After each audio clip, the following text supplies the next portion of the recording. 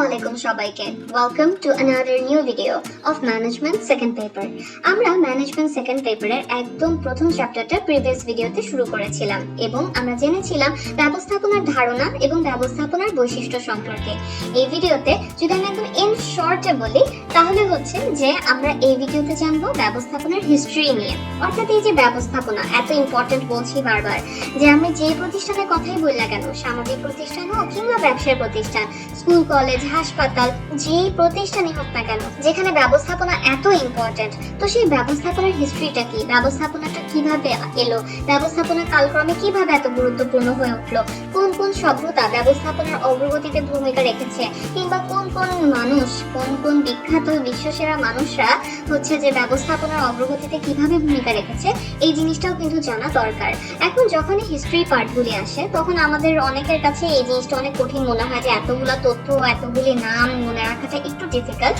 তো এই ক্ষেত্রে আমার একটা সাজেশন হচ্ছে, যদি আমরা হিস্ট্রি পার্টটা গল্পের মতো করে পড়ি কিংবা গল্পের মতো করে মনে রাখি, তাহলে কিন্তু অনেক ইজি হয়ে যায় মনে রাখা যে আসলে কোন সভ্যতার কি কি ভূমিকা আছে ব্যবস্থাপনা অগ্রগতিতে, এই রিলেটেড জিনিসগুলি। তাহলে গত ভিডিওর মতনই এই ভিডিওতেও ইনস্ট্রাক্টর হিসেবে আমি আছি তাবাসসুম আমরিন প্রিয়তি, এবং চলো আমরা আমাদের এই টপিকটা শুরু করি পড়া। তাহলে ব্যবস্থাপনার উৎপত্তি এবং ক্রমবিকাশ, ব্যবস্থাপনা যেটা কালক্রমে অনেক বেশি ইম্পর্টেন্ট হয়ে উঠেছে। তো এই ব্যবস্থাপনার উৎপত্তি এবং ক্রমবিকাশটাকে আমরা 5টা ভাগে ভাগ করতে পারি। প্রথমেই আসে প্রাচীন যুগ সম্পর্কে। প্রাচীন যুগ, আমরা কোন টাইম পিরিয়ডটাকে মূলত প্রাচীন যুগ বলবো? খ্রিস্টপূর্ব 5000 অব্দ থেকে শুরু করে খ্রিস্টের জন্মের পূর্ব পর্যন্ত সময়টাকে কিন্তু এই প্রাচীন যুগ বলা হয়ে থাকে। মানে এইটুকু সময়কালকে কিন্তু প্রাচীন যুগ বলা হয়ে থাকে, খ্রিস্টপূর্ব 5000 অব্দ থেকে খ্রিস্টের জন্মের পূর্ব সময় পর্যন্ত, যেটাকে ইংরেজিতে আমরা বলবো অ্যানশিয়েন্ট পিরিয়ড।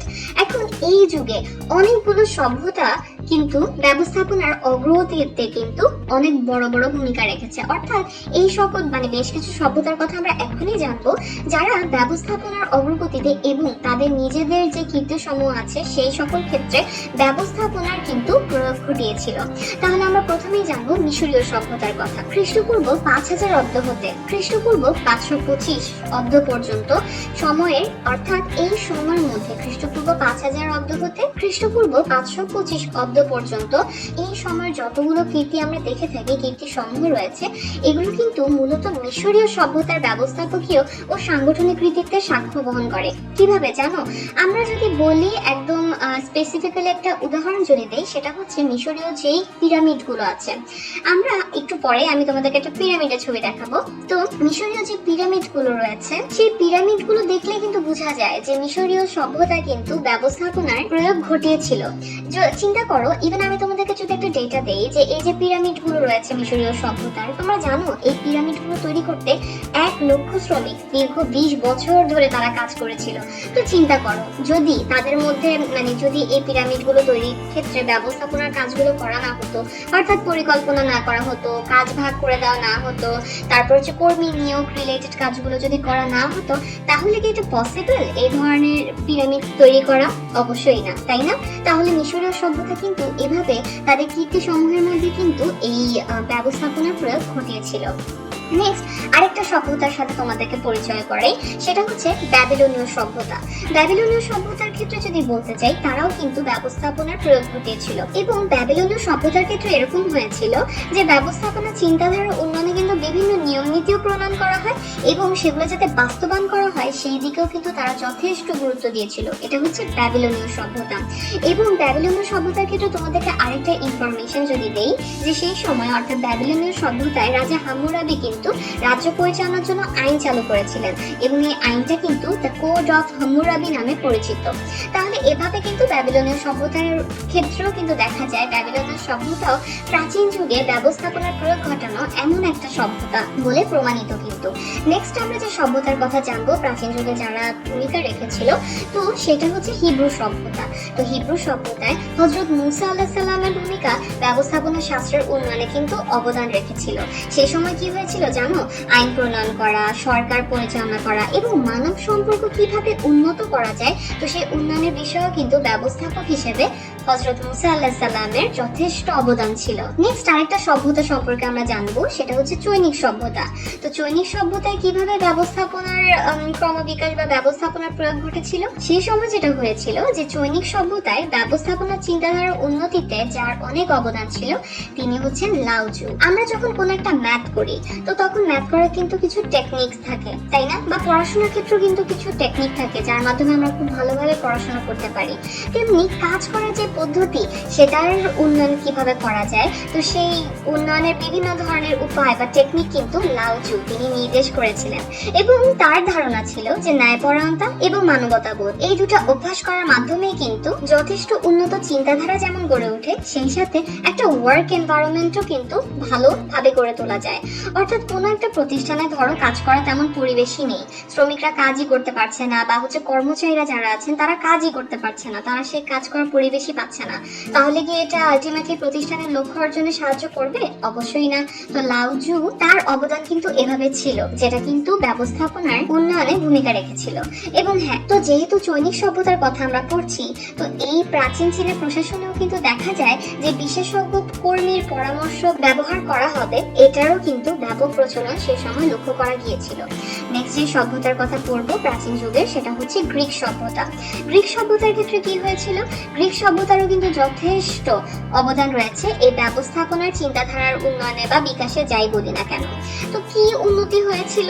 তো গ্রিক সভ্যতায় কিন্তু দেখা গিয়েছিল গণতান্ত্রিক ব্যবস্থার উন্নয়ন ঘটেছিল এবং সেই সাথে বিশেষণ এবং শ্রম বিভাগেরও ব্যাপক প্রচলন এই সময় দেখা গিয়েছিল। যদি এরকম হয় যে আমরা যদি চিন্তা করি যে সবার কিন্তু সব কাজে সেম ধরনের অভিজ্ঞতা বা হচ্ছে যে এক্সপার্টাইজ যদি আমি বলি, সেটা কিন্তু থাকে না। তো এক একজনের অ্যাবিলিটির উপর ভিত্তি করে তাকে যদি কাজ দেওয়া হয়, তাহলে কিন্তু এটা প্রতিষ্ঠানের জন্য আলটিমেটলি ভালো ফলাফল নিয়ে আসে এবং যে যে কাজে এক্সপার্ট সে সেই কাজটা আরো বেশি সুন্দর করে করতে পারে, তাই না বলো? তাহলে দার্শনিক প্লেটো কিন্তু একজন ব্যক্তিকে তার যোগ্যতা অনুযায়ী যাতে কাজ দেওয়া হয়, দায়িত্ব দেওয়া হয়, এই কথা কিন্তু তিনি বলেছিলেন। এবং এই যে গ্রিক সভ্যতার কথা পড়ছি, এই গ্রিক সভ্যতায় কিন্তু সর্বোত্তম পদ্ধতি উদ্ভাবন এবং সেই সাথে সর্বোত্তম পদ্ধতি যাতে ব্যবহার করা হয়, এই জিনিসটার উপরও তারা অনেক বেশি গুরুত্ব দেয়। এবং দার্শনিক সক্রেটিস এই জিনিসটা মনে প্রাণে বিশ্বাস করতেন যে ব্যবস্থাপনা কিন্তু একটা সর্বজনীন বিষয়, এটা সব জায়গায় ব্যবহার করা যাবে, এর সব জায়গায় প্রয়োগযোগ্যতা রয়েছে। এবং তিনি তার বিভিন্ন ধরনের লেখনী, তিনি তার বিভিন্ন ধরনের বক্তব্যে কিন্তু এই বিষয়টা স্পষ্টই তুলে ধরেছিলেন। তাহলে এই ছিল প্রাচীন যুগে ব্যবস্থাপনা শাস্ত্রের উন্নয়ন ঘটে এরকম কিছু সভ্যতার সম্পর্কে আমরা জেনে নিলাম। এখন আমরা নেক্সট যে সময়কাল সম্পর্কে জানবো, সেটা হচ্ছে মধ্যযুগ। মধ্যযুগে কি হয়েছিল? এখন মধ্যযুগ সময়কালটা কোন সময়টাকে আমরা মধ্যযুগ বলবো, সেই জিনিসটা আমরা একটু জেনে নিই। যে আমরা হচ্ছে খ্রিস্টের জন্মের পর থেকে 1750 খ্রিস্টাব্দ পর্যন্ত সময়কে আমরা মধ্যযুগ বলে থাকবো। তো এই মধ্যযুগে বিশ্বব্যাপী ওয়ার্ল্ড ওয়াইড সামন্তবাদের কিন্তু ব্যাপক প্রচলন লক্ষ্য করা যায়। এখন এই সামন্তবাদ বা সামন্ত সমাজের কথা একটু আলোচনা করি। এই শব্দটা অনেকের কাছে হয়তো একটু নতুন মনে হতে পারে। সামন্তবাদী সমাজ সম্পর্কে যদি আমি একদম ছোট করে বলি, তাহলে এখানে হয় কি যে যারা জমিদার ছিল, তখন জমিদাররাই ছিল দেশের একমাত্র হর্তাকর্তা বা হচ্ছে শাসক। এবং সেই সময় কৃষকদেরকে কি করা হতো, যে সকল অধিকার থেকে বঞ্চিত এবং সেই সাথে অধীনস্থ করে রাখা হতো। এবং এই সমাজটাকেই বলা হয়, এই ধরনের সমাজকেই মূলত সামন্তবাদী সমাজ বলা হয়। তো এই সামন্তবাদের ব্যাপক প্রচলন কিন্তু এই মধ্যযুগে দেখা যায়। এবং এই সময়কালটাতে না ব্যবস্থাপনায় তেমন কোনো উল্লেখযোগ্য উন্নয়ন ঘটেনি। যদি আমরা প্রাচীন যুগের কথা বলতে চাই, প্রাচীন যুগে যে সমাজ খুব তাড়াতাড়ি উন্নত হয়েছে বা উন্নয়নের ধারা যে অনেক দ্রুত গতি সম্পন্ন ছিল, তা কিন্তু না। প্রাচীন যুগেও সমাজ উন্নয়নের ধারা ছিল অনেক ধীর গতি সম্পন্ন, কিন্তু কিছু সভ্যতা কেন্দ্রিক, এই যে একটু আগে পড়লাম, তো ওই সভ্যতাগুলোকে কেন্দ্র করে ব্যবস্থাপনার উন্নয়ন কিন্তু লক্ষ্য করা গিয়েছিল। তো মধ্যযুগের কথা যদি আমরা বলতে চাই যে এই যুগের বৈশিষ্ট্যগুলো কি কি ছিল, তো মধ্যযুগে হচ্ছে এই সামন্তবাদের ব্যাপক প্রচলন ছিল এবং ওই সময় না উৎপাদন ব্যবস্থাপনার তেমন একটা উল্লেখযোগ্য উন্নয়ন ঘটেনি। সো বলাই যায় ব্যবস্থাপনা শাস্ত্রের উন্নয়নের হারও কিন্তু এই যুগে তেমন একটা চোখে পড়ার মতো ছিল না। ইভেন 900 খ্রিস্টাব্দের পূর্ব সময় পর্যন্ত তো ব্যবস্থাপনা রিলেটেড কোনো লেখাও পাওয়া যায়নি। তবে হ্যাঁ, মধ্যযুগের বেশ কিছু ক্ষেত্রে কিন্তু অগ্রগতি হয়েছে। হয়েছিল। মহানবী হযরত মুহাম্মদ সাল্লাল্লাহু আলাইহি ওয়াসাল্লাম এবং খোলাফায়ে রাশিদিনের আমলে যে শাসন ব্যবস্থা এবং কল্যাণমূলক রাষ্ট্র প্রতিষ্ঠারও ব্যাপক অগ্রগতি হয়েছিল, এই জিনিসটা কিন্তু আবার বিভিন্ন বর্ণনা হতেই জানা যায়। তো এই তো ছিল মধ্যযুগ রিলেটেড বিভিন্ন ধরনের ইনফরমেশন, অর্থাৎ মধ্যযুগে ব্যবস্থাপনার উন্নয়ন কি ধরনের ছিল এই রিলেটেড কিছু ইনফরমেশন, এবং মধ্যযুগে কোন কোন বিষয়গুলো অগ্রগতি লাভ করে এই জিনিসগুলো সম্পর্কে কিছুটা ইনফরমেশন। এখন এই পর্যায়ে আমরা জানবো যে মধ্যযুগে ব্যবস্থাপনা শাস্ত্রের উন্নয়নে বিভিন্ন মানুষের অবদান। প্রথমে আসা যাক আল ফারাবি, ওনার কথায়। তিনি কিভাবে ব্যবস্থাপনা শাস্ত্রের উন্নতিতে অবদান রেখেছেন। 900 খ্রিস্টাব্দে তিনি লিখিতভাবে রাষ্ট্র ব্যবস্থাপনা সম্পর্কে কিন্তু আলোকপাত করেন, অর্থাৎ রাষ্ট্র ব্যবস্থাপনা সম্পর্কিত বিষয় কিন্তু তুলে ধরেন, এবং তিনি তার লেখনীতে কিন্তু তুলে ধরেছেন যে নেতৃত্বের জন্য প্রয়োজনীয় গুণগুলো কি কি আর কোন দোষগুলো অবশ্যই পরিত্যাগ করা জরুরি সেই বিষয়। এবার বলি আরেকজন বরেণ্য ব্যক্তির ব্যবস্থাপনা শাস্ত্রের অবদান সম্পর্কে, এবং তিনি হচ্ছেন ইমাম গাজ্জালি রহমতুল্লাহি আলাইহি। 1100 খ্রিস্টাব্দে তিনি নাজিহাত আল মুলক নামক গ্রন্থ প্রণয়ন করেছিলেন। তার এই বইটাতে কি কি বলা ছিল? তার এই বইটাতে কিন্তু বলা ছিল যে শাসক শ্রেণীর প্রয়োজনীয় গুণাবলী কি কি হওয়া উচিত সেই সম্পর্কিত বিষয়াশয়, এবং তার মতে তিনি কিন্তু বলেছেন এই জিনিসটা যে রাজার আচরণ এমন হওয়া উচিত যাতে রাজা যখন মারা যাবেন তখন তার মৃত্যুর পরও যেন রাজা প্রজা সবাই তাকে হারানোর বেদনা অনুভব করেন। তার মানে শাসক শ্রেণীর গুণাবলী কেমন হওয়া উচিত এই সম্পর্কে কিন্তু তিনি ভালোই একটা বর্ণনা দিয়েছেন, এবং সেই সম্পর্কে কিন্তু তিনি যথেষ্ট তথ্য দিয়েছেন। নেক্সট আমরা পড়ব আরেকজন বরেণ্য ব্যক্তির অবদান সম্পর্কে, যিনি হচ্ছেন লুকা প্যাসিওলি। তিনি 1494 খ্রিস্টাব্দে দুতরফা হিসাব রক্ষণ পদ্ধতি সম্পর্কে আলোকপাত করেন। আমরা যে অ্যাকাউন্টিং পড়ি সেখানে কিন্তু আমাদের লুকা প্যাসিওলির নাম শোনার কথা। তো ইতালিতে কিন্তু এই হিসাব পদ্ধতির ব্যাপক প্রচলন ঘটে, এবং এই যে দুতরফা হিসাব রক্ষণ পদ্ধতি সম্পর্কে তিনি আলোকপাত করেছেন, তো এটা কিন্তু পরবর্তীতে হিসাব ব্যবস্থাপনার উন্নয়নেও যথেষ্ট হেল্প করে। এই জন্য তাকে কিন্তু হিসাব বিজ্ঞানে দুতরফা দাখিলা পদ্ধতির জনক বলা হয়ে থাকে। এখন যদি তোমাদের কোয়েশ্চেন আসে যে দুতরফা দাখিলা পদ্ধতির জনক কাকে বলে, তাহলে কিন্তু এটার অ্যান্সার হবে লুকা প্যাসিওলি। এবং এই সময় কিন্তু ইতালিতে অংশীদারি এবং যৌথ প্রচেষ্টায় প্রতিষ্ঠিত ব্যবসার প্রচলন লক্ষ্য করা যায় কিন্তু। তাহলে এই ছিল লুকা প্যাসিওলির অবদান ব্যবস্থাপনার উন্নয়নে মধ্যযুগে। এবং নেক্সট হচ্ছে মধ্যযুগে আরো একজন বরেণ্য ব্যক্তি থমাস মোর, তার অবদান সম্পর্কে আমরা জানবো যে মধ্যযুগের শেষের দিকে যারা অবদান রেখেছে ব্যবস্থাপনার চিন্তাধারা উন্নয়নে, তাদের মধ্যে কিন্তু এই যে থমাস মোর, তার নামও কিন্তু উল্লেখযোগ্য। কেন উল্লেখযোগ্য? তো তার অবদানগুলো কি কি? তিনি 1500 খ্রিস্টাব্দে ইউটোপিয়া নামক একটা গ্রন্থ রচনা করেছেন, এবং তার মতে ব্যবস্থাপনার উন্নয়ন যদি করা যায়, অর্থাৎ ঠিকঠাক মতো যদি ব্যবস্থাপনা প্রক্রিয়া অনুসরণ করা যায়, সেক্ষেত্রে কিন্তু অপচয় রোধ করা পসিবল, এবং এর মাধ্যমে উৎপাদনশীলতা বৃদ্ধি করাও সম্ভব। এতে বিশেষায়ন এবং মানব শক্তির সর্বোচ্চ ব্যবহার যাতে করা যায় সেটার উপরেও কিন্তু গুরুত্ব দেওয়া হয়েছিল। তো এইভাবে থমাস মোর কিন্তু অবদান রেখেছিল। তো এই যে প্রাচীন যুগ আর মধ্যযুগ পড়িয়েছি, এখন একটু কোয়েশ্চেন করি, তো একটু দেখি তো কারা কারা এটার অ্যান্সারটা সঠিকভাবে দিতে পারে। তো একটু আগে বলেছিলাম প্রাচীন যুগ পড়ানোর সময় যে মিশরীয় পিরামিডটা দেখাবো, একটা ছবি আছে। তো এই যে দেখো মিশরীয় পিরামিড একটা ছবি। তো এই যে পিরামিডগুলো তৈরি হয়েছে, তো এই পিরামিডগুলো তৈরির ক্ষেত্রেও কিন্তু ব্যবস্থাপনার প্রয়োগ ঘটেছিল। তাহলে হ্যাঁ, এখন আবার কোয়েশ্চেনে ব্যাক করি যে ইউটোপিয়া নামক গ্রন্থটি কে রচনা করেছেন। এটা কিন্তু এই মাত্র কিছুক্ষণ আগে কিন্তু বলেছি। তাহলে কি মনে হয় ইউটোপিয়া নামক গ্রন্থটি কে রচনা করেছেন? থমাস মোর, নাকি আল ফারাবি, নাকি দার্শনিক প্লেটো, নাকি লাওজু? তারপর লাওজু কে ছিলেন? অর্থাৎ চৈনিক সভ্যতায় যার কিন্তু অনেক বড় একটা ভূমিকা ছিল। দার্শনিক প্লেটো কে ছিলেন? গ্রিক সভ্যতায় কিন্তু দার্শনিক প্লেটোর ভূমিকা ছিল কিন্তু। আবার আল ফারাবি, তিনি কিন্তু মধ্যযুগে ভূমিকা রেখেছিলেন। তারপরে থমাস মোর, তিনি মধ্যযুগে ভূমিকা রেখেছিলেন। তাহলে ইউটোপিয়া এই গ্রন্থটি কে রচনা করেছেন এদের মধ্যে? যদি তোমাদের অ্যান্সার, যাদের অ্যান্সার হচ্ছে থমাস মোর, কংগ্রাচুলেশনস, তোমাদের অ্যান্সারটা একদম কারেক্ট। তাহলে থমাস মোর তিনি হচ্ছেন এই ইউটোপিয়া নামক গ্রন্থটি রচনা করেছেন। তাহলে এই তো গেল আমাদের দুইটা সময়কাল সম্পর্কে জানা। এখন নেক্সট আমরা যে সময়কালটা নিয়ে কথা বলবো সেটা হচ্ছে শিল্প বিপ্লব কাল। 1750 খ্রিস্টাব্দ থেকে শুরু করে 1850 খ্রিস্টাব্দ পর্যন্ত সময়কালকে শিল্প বিপ্লব কাল বলা হয়। তো এই শিল্প বিপ্লব কালে কি কি হয়েছিল এবং কোন কোন বর্ণ ব্যক্তি ব্যবস্থাপনার উন্নয়নে ভূমিকা রেখেছিলেন সেই সম্পর্কেই আমরা এখন জানবো।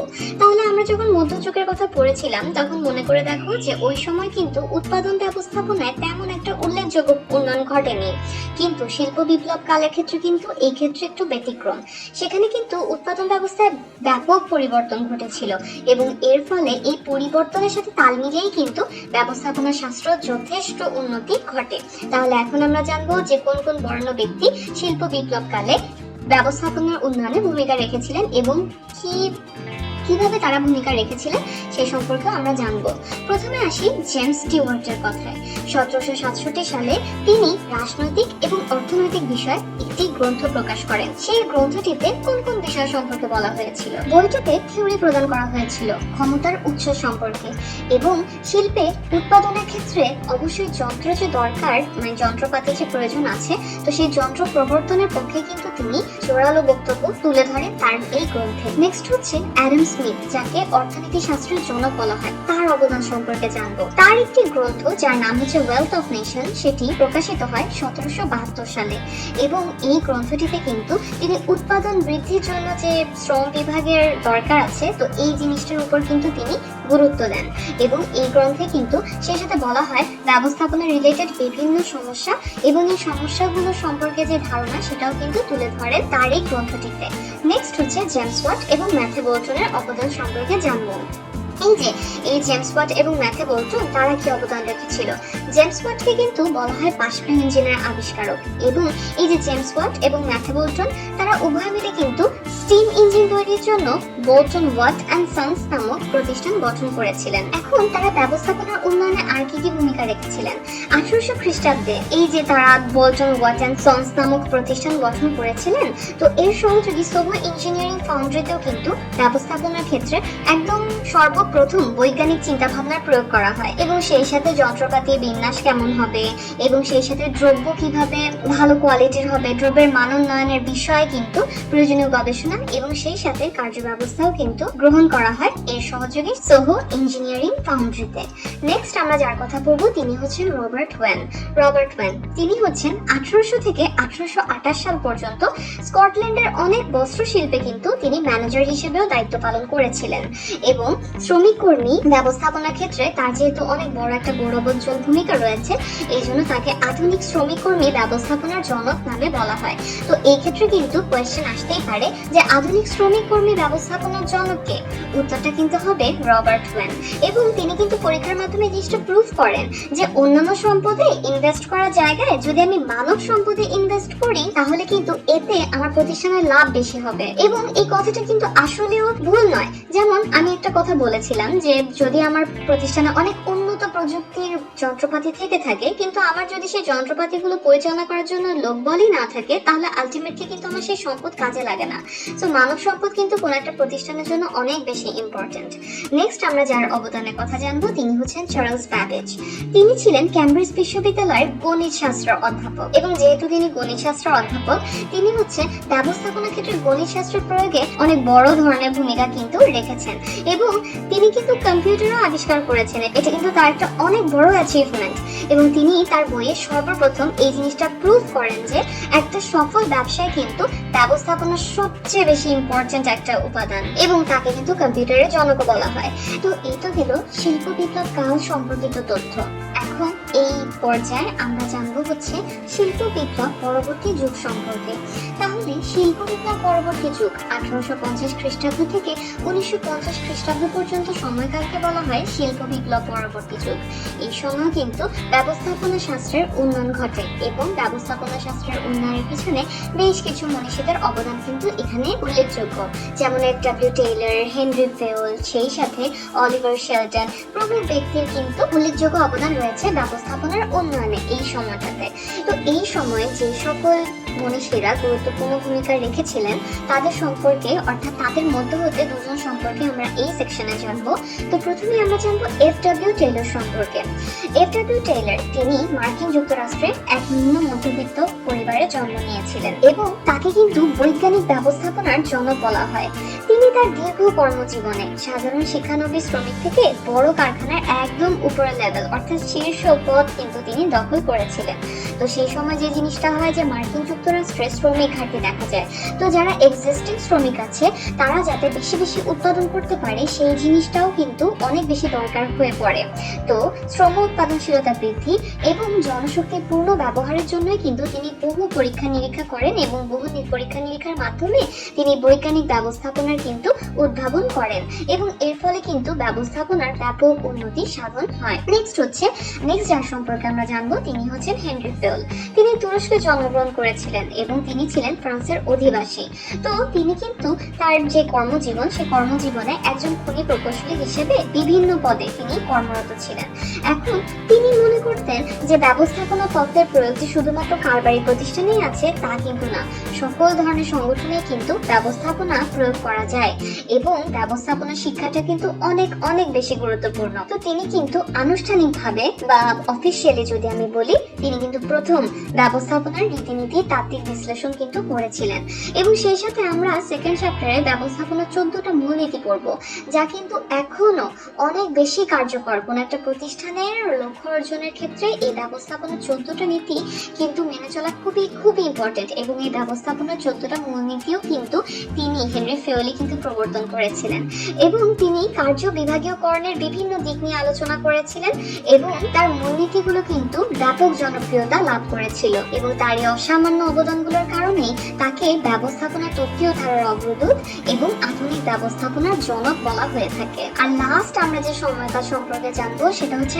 আধুনিক যুগ। তবে আধুনিক যুগেও কিন্তু এই যে শিল্প বিপ্লব পরবর্তী যুগে যে ব্যবস্থাপকীয় তত্ত্বগুলো নিয়ে গবেষণা হয়েছিল এটাও কিন্তু আরো বেশি গুরুত্ব পায় এই আধুনিক যুগে এসে, অর্থাৎ এই গবেষণাগুলো কিন্তু অব্যাহত রয়েছে এখনো এবং বিভিন্ন মনোবিজ্ঞানী এবং আচরণ বিজ্ঞানীদের চিন্তাধারার মাধ্যমে কিন্তু ব্যবস্থাপনার যে তত্ত্বগুলো আছে সেগুলো উন্নতি লাভ করেছে। তো যেসব ব্যক্তি এই ক্ষেত্রে আধুনিক যুগে ব্যবস্থাপনার উন্নয়নে ভূমিকা রেখেছেন তাদের মধ্যে উল্লেখযোগ্য কিছু নাম কিন্তু ডগলাস ম্যাকগ্রেগর, এরপর হচ্ছে পিটার এফ ড্রাকার, তারপরে হচ্ছে আর্নেস্ট ডেল প্রমুখ ব্যক্তি। আবার আধুনিক ব্যবস্থাপনায় কিন্তু জেড তত্ত্বের প্রবর্তক উইলিয়াম উচির নামও কিন্তু অনেক বেশি জনপ্রিয়। তাহলে এই ছিল ব্যবস্থাপনার উৎপত্তি এবং ক্রমবিকাশ সম্পর্কিত ইনফরমেশন। বেশ কিছু ইনফরমেশন আছে। ফার্স্টে আমরা ভাগ করব যে 5টা সময়কালে আমরা মূলত এই উৎপত্তি এবং ক্রমবিকাশকে ভাগ করেছি। এই 5টা যুগে কি কি হয়েছিল সেই সম্পর্কিত তথ্যগুলো একটু মনে রাখবে। যেহেতু এটা একটু হিস্টোরিক্যাল টপিক এই জন্য এখানে অনেক বেশি তথ্য আছে, কিন্তু ওই যে বললাম যে 5টা ভাগে আমরা ভাগ করেছিলাম, এরপরে ওই 5টা সময়কালে কি কি হয়েছিল, কোন কোন মনীষী কিভাবে অবদান রেখেছিল সেই জিনিসগুলোই আমরা হচ্ছে যে জানার চেষ্টা করেছি। আশা করি এর মাধ্যমে আমরা যে ম্যানেজমেন্টটা পড়ছি এটার উৎপত্তিটা কিভাবে হয়েছিল, কালক্রমে এটা কিভাবে ব্যবহার করা হয়েছিল, কিভাবে এই শাস্ত্রের উন্নতি ঘটেছে দিনে দিনে এবং উন্নতি ঘটছে সেই সম্পর্কে তোমাদের একটা ধারণা হয়েছে। ধন্যবাদ সবাইকে।